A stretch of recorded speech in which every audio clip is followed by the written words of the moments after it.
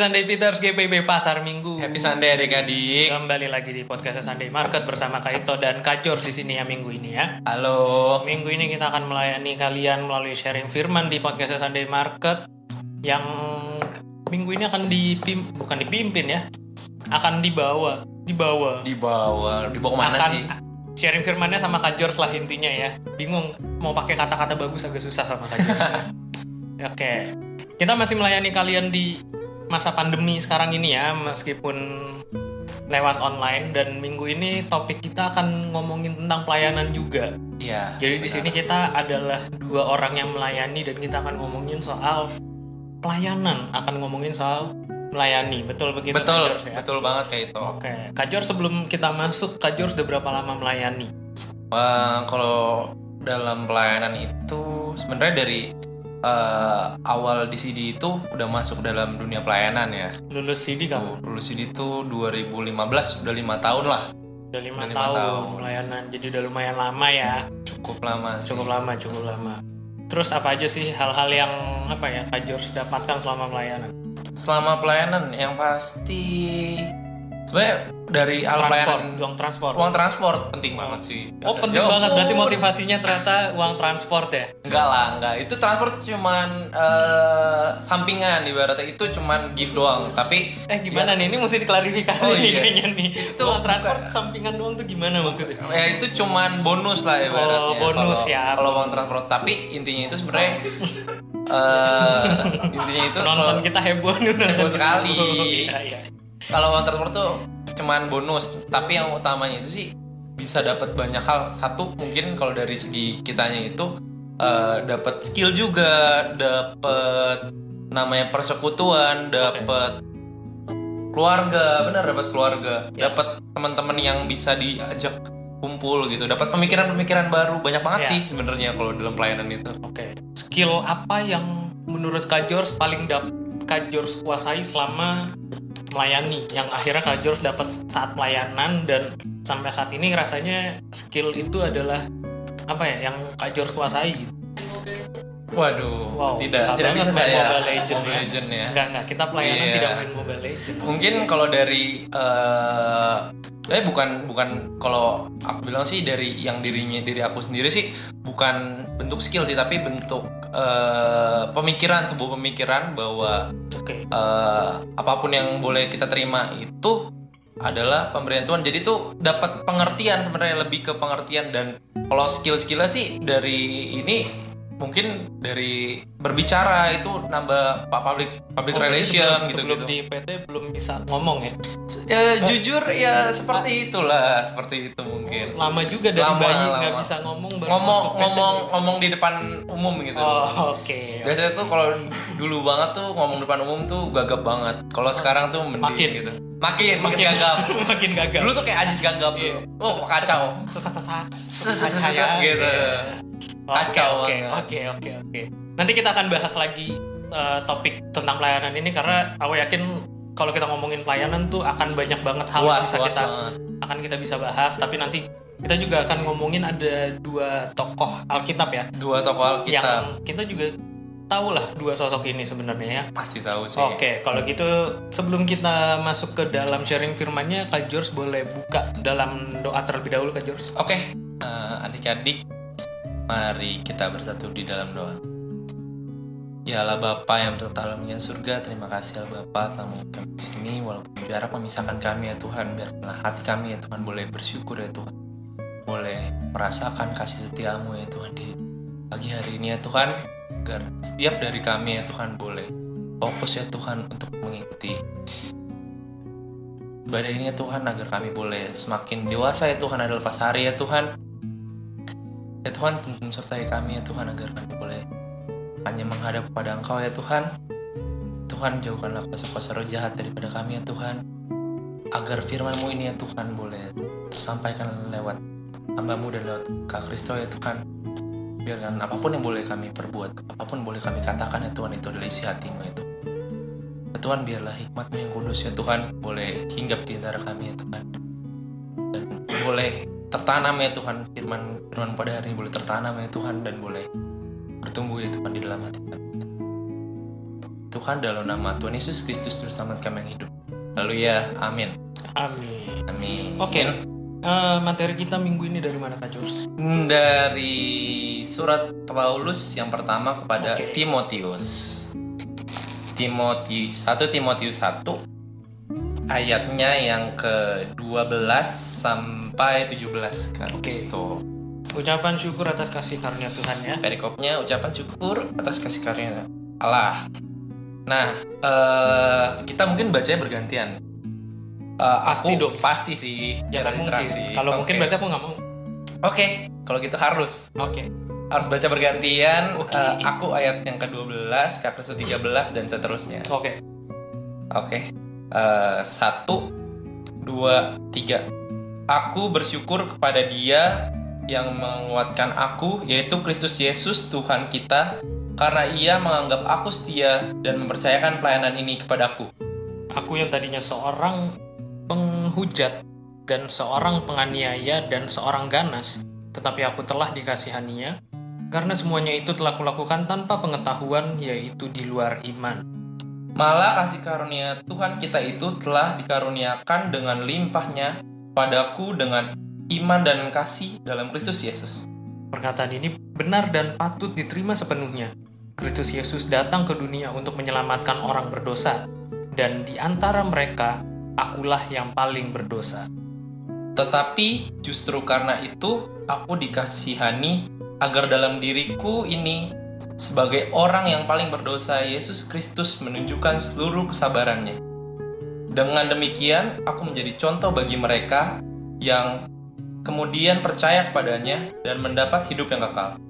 Hormat dan kemuliaan sampai selama-lamanya bagi Raja segala zaman, Allah yang kekal, yang tak nampak, yang esa. Amin. Amin. Demikianlah firman Tuhan. Oke.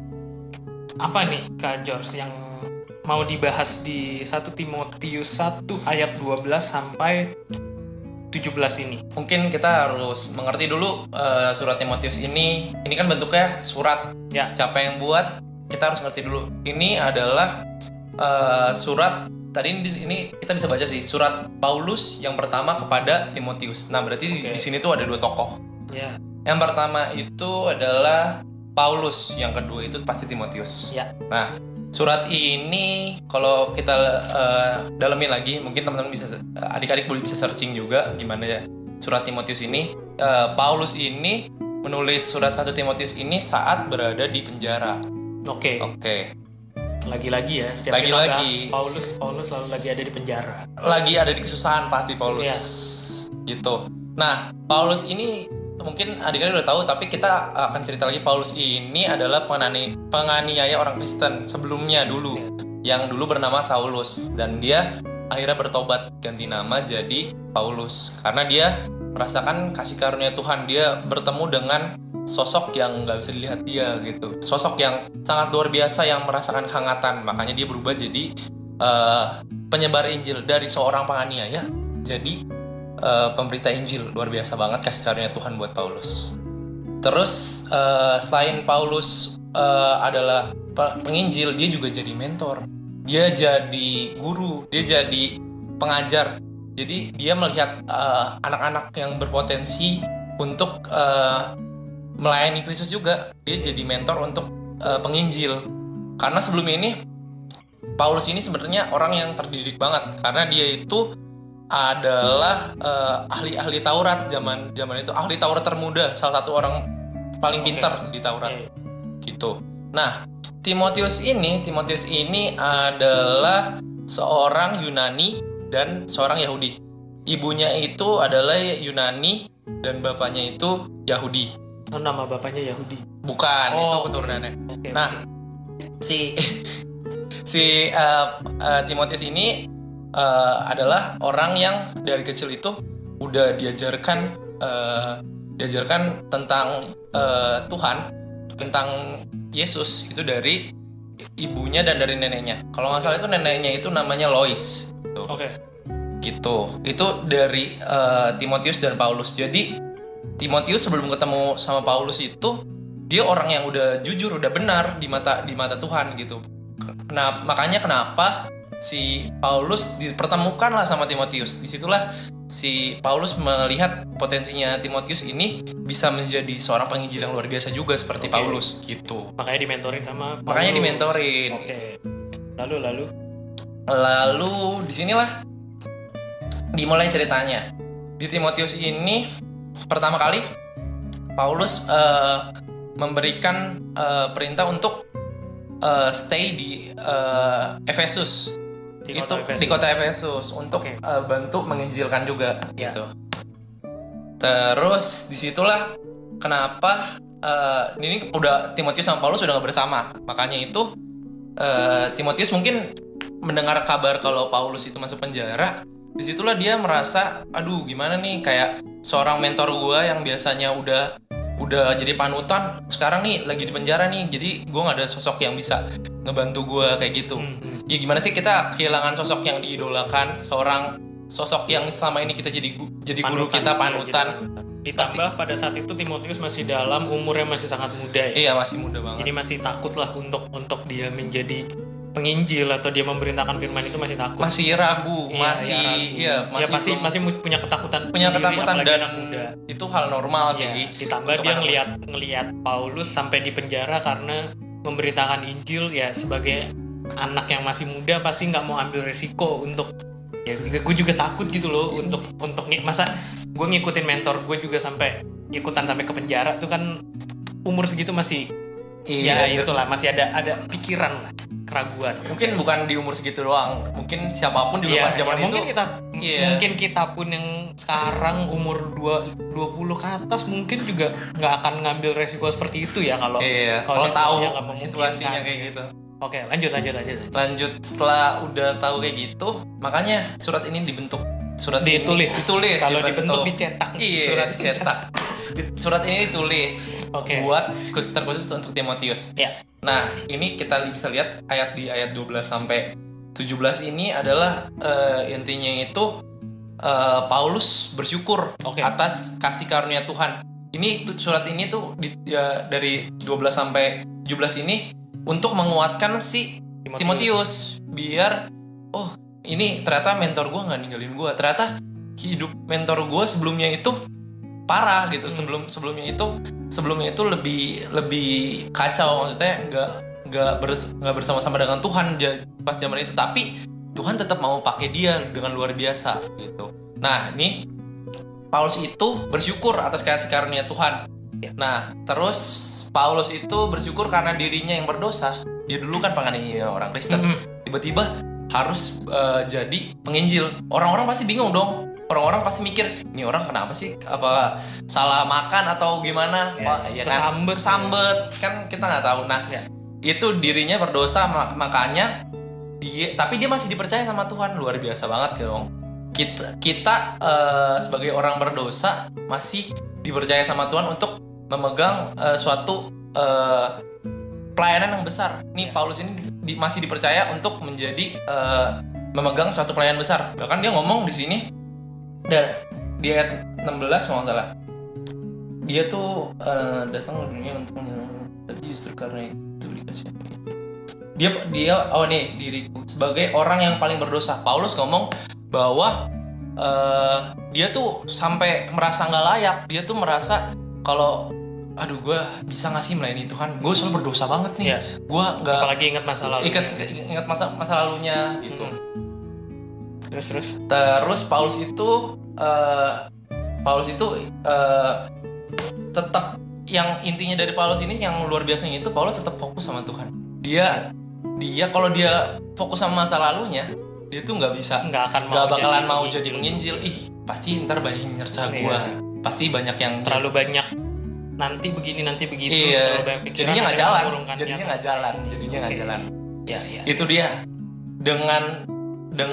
Dengan perikop ini, si Timotius mungkin merasa sangat terbantu dengan adanya perikop ini. Dia merasa bahwa gue disertai juga nih sama mentor gue dibantuin sama mentor gue. Nah, poin-poin yang mau didapat mungkin poin pertama itu yang kita bisa pelajari dari Paulus dan Timotius ini. Paulus ini selalu memotivasi Timotius di keadaan apapun. mungkin selalu menyertai.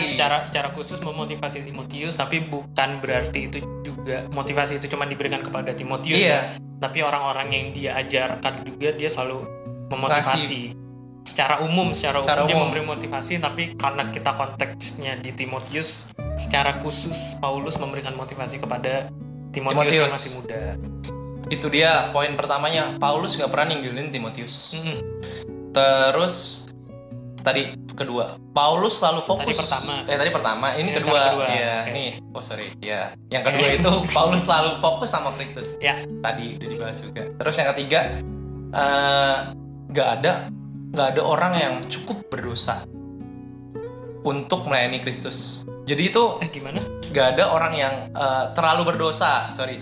Gak ada orang yang terlalu berdosa untuk melayani Kristus. Jadi pada dasarnya itu kita semua ini orang berdosa gitu. Ya, dan kita semua tidak layak. Kalau kita ngomongin soal layak-layakan, nggak ada yang layak untuk bisa melayani Tuhan ya. Tapi kembali lagi ya, melalui pengorbanan Tuhan Yesus di kayu salib, dialah yang melayakkan kita untuk pada akhirnya kita juga bisa melayani.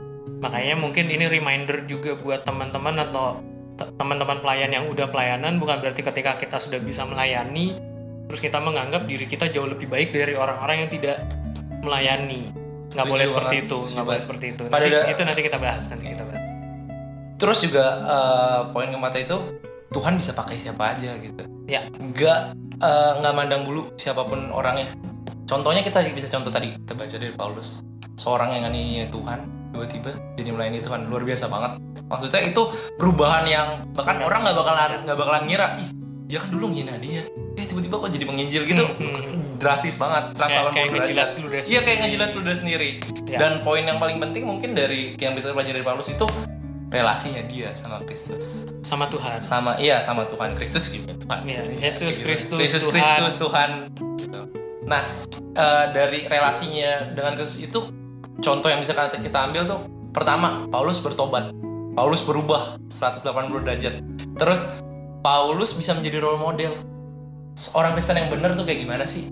Role model yang baik tuh kayak gimana sih? Orang Kristen tuh kayak gimana sih? Gitu loh. Karena dia udah lihat role modelnya di Kristus, di Tuhan Yesus. Ya. Dia udah ngeliat contohnya di Tuhan Yesus gitu. Ya. Itu dia kenapa relasi dengan Kristus itu penting. Kita bisa semakin segambar dan serupa dengan Allah ketika kita kenal Allah tuh kayak gimana.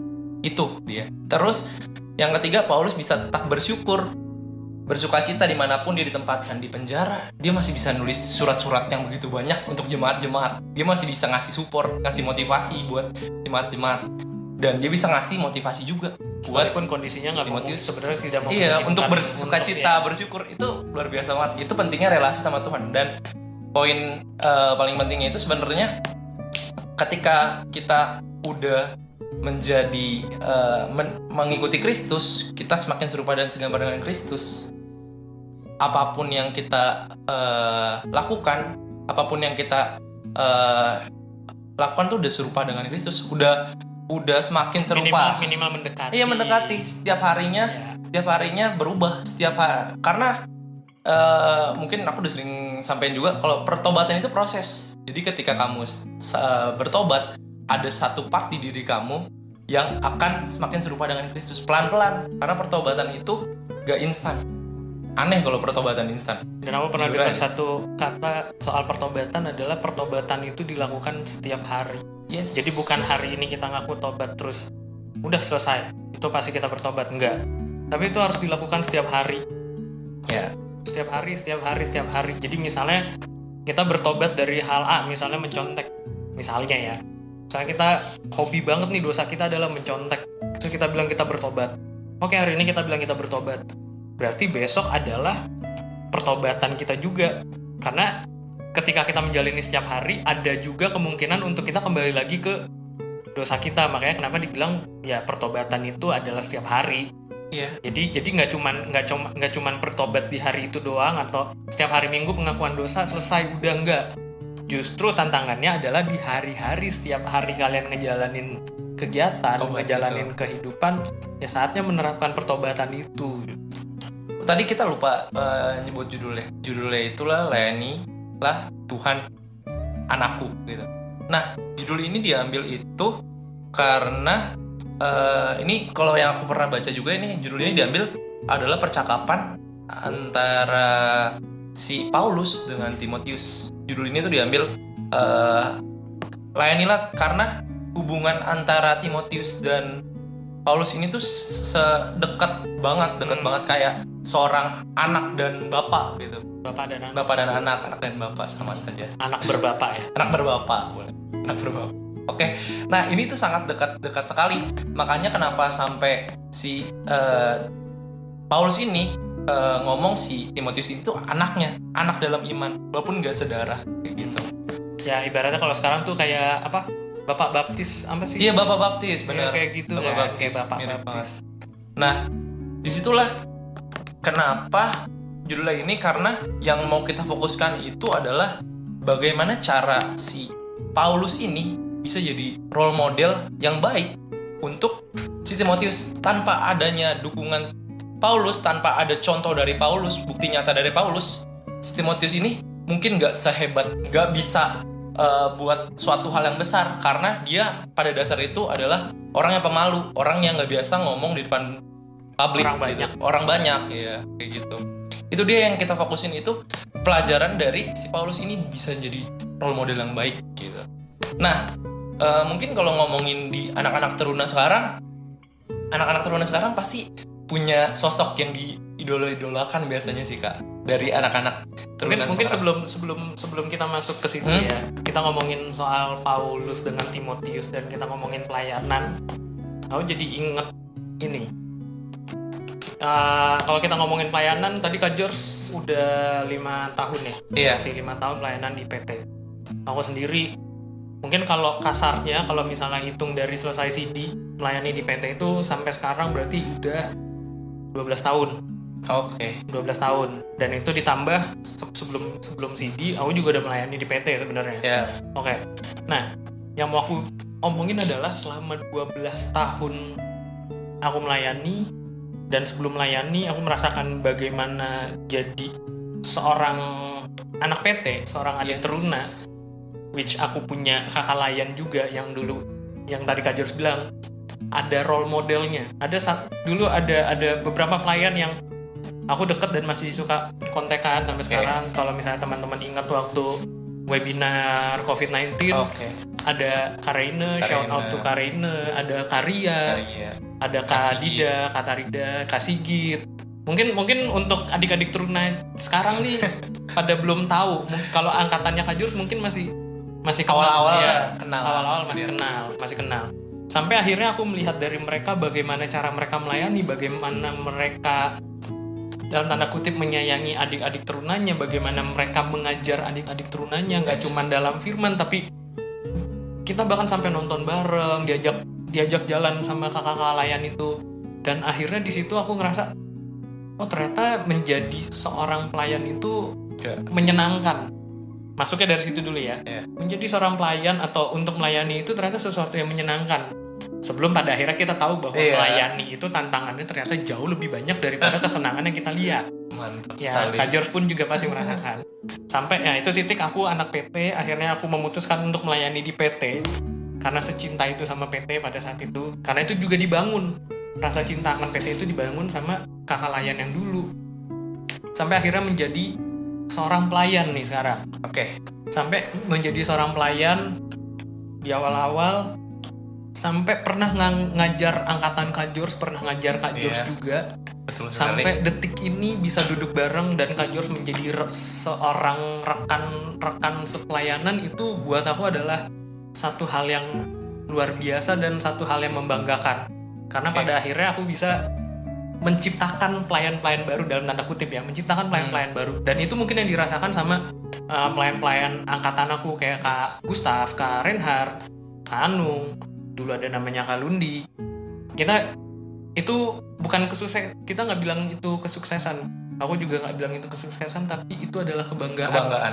Karena pada akhirnya dari kita mengajar, sosok yang kita ajar, adik-adik yang kita ajar mau menjadi partner, rekan sepelayanan. Dan itu rasa harunya jujur luar biasa banget.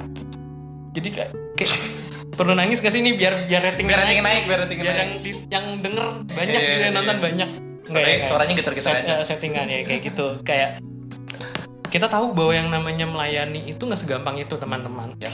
Kak George pun akhirnya setelah masuk ke pelayanan ya sesulit itu. Mungkin kesulitannya tidak level ekstrim kayak Paulus yang Indian kita akan dipenjara, kita akan dibunuh, dikejar-kejar, atau mungkin belum ya kita nggak tahu gitu, amit-amit ya. Iya benar, nggak ada yang tahu. Namanya akhir zaman nggak ada yang tahu gitu. Cuman maksudku yang menjadi kekuatan ketika kita mengalami tantangan atau hambatan dalam pelayanan itu adalah ya rekan-rekan sekerja kita ini. Makanya kenapa aku selalu bangga ketika menyebutkan nama pelekat PT GPIB Pasar Minggu, karena buat aku mereka bukan sekedar adik layanku dulu yang pada akhirnya melayani, tapi ketika kalian melayani bersama-sama dengan kami di sini ya kalian adalah keluarga, dan adik-adik yang kami layani pun ya kita selalu menganggap mereka adalah keluarga. Jadi aku relate banget sama apa yang dirasakan oleh Paulus dan yang dirasakan oleh Timotius pada saat itu, karena aku sudah mengalami dua fase itu. Mungkin nanti Kak George beberapa tahun ke depan ada Kak Irmi, ada Kak Valen, Kak Glenn, Kak Rahel atau siapapun yang ada di sini 5 tahun lagi mungkin akan ngerasain bahwa dulu gue ngajar si anak ini, sekarang udah sekarang pelayanan sama gue. Itu kalian akan merasakan satu kebanggaan tersendiri ketika melihat orang yang kalian didik akhirnya bisa mendidik orang lain, dan mungkin itu yang diharapkan sama Paulus juga. Dan mungkin kalau aku boleh tambahin ini terakhir, untuk kalian melayani atau untuk mendidik seseorang nggak perlu kalian harus jadi pelayan PT dulu gue baru bisa ngajar orang lain, nggak perlu kayak gitu. Tapi yang mau aku sampaikan adalah ketika kalian mau mengajar seseorang, mendidik seseorang atau adik kalian yang jauh lebih kecil, mulailah dari lingkup yang terkecil dulu. Mendidik di sini mendidik dalam arti kita ngomongin soal kekristenan ya. Hubungan pribadi dengan Tuhan. Kalau kalian punya adik, kalian punya teman, ya kalian bisa mendidik dari situ. Ketika kalian mendapatkan sesuatu dari PT, kalian bisa bagikan itu ke keluarga kalian, ke adik-adik kalian. Kalian bisa ajarkan itu ke teman-teman kalian yang kalian rasa mereka butuh, karena dari situ kalian akan menjadi seorang Paulus dan orang-orang yang kalian ajar adalah Timotiusnya. Gitu Kak George, kalau mau sharing sedikit ya. Mungkin kalau dari aku setuju banget. Maksudnya aku merasakan banget zaman aku masih teruna itu, merasakan juara musik kreatif yang aku ajarin meskipun juara 2 dan bertahan sampai sekarang juara 2 terus. Luar biasa. Merasakan banget yang namanya punya role model, punya sosok kakak, punya sosok yang merasa dekat. Disitulah mungkin tanpa adanya Kak Kristo dan teman seangkatan Kak Kristo yang zaman Kak Gustav, Karen Hart, Karen Hart dan teman-teman yang lain, di situ saya mungkin nggak ada di sini. Karena saya tidak melihat sosok yang bisa wah banget, sosok yang diidolakan. Ya diidolakan dalam arti positif ya. Iya. Dan itu adalah sosok yang maksudku tuh sukses banget. Aku sampai bilang nih, karena ini serius, karena aku merasakan banget di mana biar naik. Udah siap. Air. Dikit. Merasakan banget yang namanya mungkin role model, benar-benar role model yang membawa. Ya. Lanjut. Role model yang membawa sosok Kristus di hidup aku. Disitulah kenapa aku merasakan banget ini sama kayak Paulus. Mungkin Paulus role modelnya adalah Kristus gitu. Ketika Paulus punya role model Kristus, si Timotius ini belajar dari Paulus. Disitulah si Timotius merasakan, wah gile, ternyata dia punya kasih yang kayak gini. Dia penasaran sama Kristus. Disitulah poin yang aku dapatkan. Dan itu benar-benar aku dapatkan. Disitulah suksesnya si Paulus, suksesnya mungkin Kak Kristo dan teman-teman bisa membuat beberapa kakak layan yang baru. Itulah poin yang bau banget bro buat aku. Dan sebenarnya pas aku masuk dunia pelayanan itu ngalamin banget yang namanya, nggak seenak yang dirasain, nggak sehappy yang terlihat akan di terlihat hari Minggu, ya kan, kakak-kakak yang ceria, Iya. kakak-kakak yang bahagia Karena- bermain musik dengan lawak, ya kan. Ternyata setelah tenggelam dalam dunia pelayanan itu merasakan terlalu banget banyak jatuh bangun, lika-likunya. jatuh bangun. Dan yang mau bilang di sini, selama kita jadi role model, bukan berarti kita nggak bisa gagal, bukan kita selalu berhasil, tapi disitulah kita yang namanya termotivasi. Paulus termotivasi karena Paulus punya Timotius. Gile, gue nggak bisa nih ngelakuin dosa kayak gini-gini terus. Gue punya role model bahwa gue harus bertumbuh, gue harus bukan gue punya role model di bawah gue, ada orang di bawah gue yang menjadikan gue role model, iya. Melihat gue nih kayak gimana kelakuan gue segala di sesuatu kehidupan. yang dilakukan akan dicontoh sama anak didiknya Kayak gitu. Makanya kenapa kita berusaha sekali untuk terlihat baik, walaupun ada fase-fase mungkin kita gagal, kita berdosa, dan itu wajar. Jadi buat mungkin selanjutnya itu ketika udah dapetin role model, adik-adik juga bisa jadi role model, adik-adik bisa jadi Paulus. Yes. Dengan cara mungkin di bawah kamu, adik-adik di bawah kamu punya teman-teman yang setara, cuman belum begitu mengenal Kristus. Nah, disitulah adik-adik bisa jadi role model. Atau mungkin adik-adik teruna yang punya adik-adik yang masih PA, ya kan, bisa juga bantu papa mamanya untuk ngajar di PA gitu kan. Itu juga kalian udah jadi role model buat adik kalian sendiri gitu loh. Intinya untuk jadi role model itu sebenarnya mau baik mau buruk, setiap hal yang kita lakukan, tindak tanduk kita, perkataan kita, perbuatan kita, itu semua pasti dilihat sama orang dan masih akan ada orang yang nyontoh baik atau buruknya. Jadi bagaimana tinggal kita bisa bijak bersikap, bertutur. Apalagi kalau kita ngomongin kita adalah seorang pelayan, itu benar-benar harus disaring banget setiap apapun yang mau kita lakukan, karena kita sadar bahwa setiap apa yang kita lakukan itu pasti akan berdampak. Yaps. Mau dampaknya positif, mau dampaknya negatif, setiap hal yang kita lakukan itu pengaruhnya berasa banget. Betul. Ya mungkin kalau dulu zamannya Kak George masih PT, aku ajarin yang jelek-jelek, bisa ya jadi kan? Aku mengarah-arah takut-takutin, ke situ. ya kan, aku takut-takutin di pelayanan nanti gini. Nggak bakal dia jadi pelayan. Paling ngurusin toko beras ya Kak George. Iya, toko beras, Iya, toko lampu, toko elektronik. Gitu. Apa lagi Kak George? Ada lagi? Sebenarnya mungkin pertanyaan buat dari Kak Dik. Ini pertanyaan atau renungan? Pertanyaannya direnungkan pasti, karena kita nggak bisa langsung jawab dong, tiba-tiba muncul gitu, nggak mungkin dong tiba-tiba. Iya Kak, nggak mungkin kan? Ini pertanyaan untuk direnungkan berarti ya? Pertanyaan untuk direnungkan gini, mau nggak sih kita jadi cermin Kristus di dunia? Pertanyaannya cuma kayak gitu. Itu adik-adik bisa jawab di hati adik-adik masing-masing. Kalau mau, kira-kira apa yang bisa kalian lakukan? Syarat-syaratnya mungkin kalau adik-adik mau jadi cerminan Kristus, ya mengenal Kristus dulu. Gimana cara mengenal Kristus? Back to basic, back to Bible. Oke. Nggak gampang. Yang namanya jadi role model tuh bukan nggak bisa jatuh, pasti bisa jatuh. Cuman balik lagi kayak Paulus, dia jatuh mungkin, dia gagal jadi role model, tapi dia tetap fokus sama Tuhan.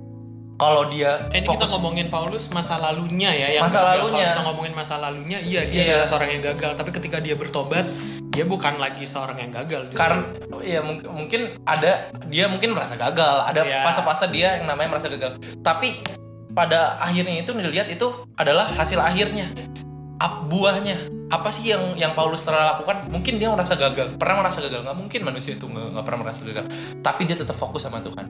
Bagaimana mungkin dia di penjara, wah gila, tiba-tiba langsung wah gila, karena Kristus nggak kayak gitu, tapi dia fokus sama Tuhan. Kalau dia fokus sama Tuhan, ya balik lagi, dia akan mengenal Tuhan lebih dalam kayak gitu, dan hari lepas hari dia bisa jadi cermin buat Kristus. Oke. Gitu sih. Ini buat penutup, ketika kalian mau melayani, jangan lihat siapa yang kalian layani, maksudnya jangan lihat manusia yang dilayani, tapi ketika kalian mau melayani, lakukanlah itu karena kalian mau melayani Tuhan dan bukan melayani manusia. Karena kalau kita ngomongin kita mau melayani manusia, kita akan ada titik jenuh Ketika kita kecewa, kita akan lari dari pelayanan itu. Ya, karena kita nggak akan mendapatkan kepuasan dari situ. Karena kita pengennya ketika kita melayani, kita dipuji, kita dihormati orang apa segala macem. Ya mungkin kakak-kakak layan di sini ketika kita cuman fokus untuk melayani manusianya, mungkin satu persatu kita akan hilang. Yes. Tapi karena kita punya kerinduan untuk melayani Tuhan, apapun bentuknya, ya itulah yang membuat kita bertahan. Karena kita tahu siapa yang kita layani. Yes. Jadi buat teman-teman di rumah, ketika kalian mau melayani atau kalian mau melakukan apapun, lakukanlah itu seperti kalian melakukan itu untuk Tuhan. Yes. Itu aja sih Kak George penutupnya. Statement closing.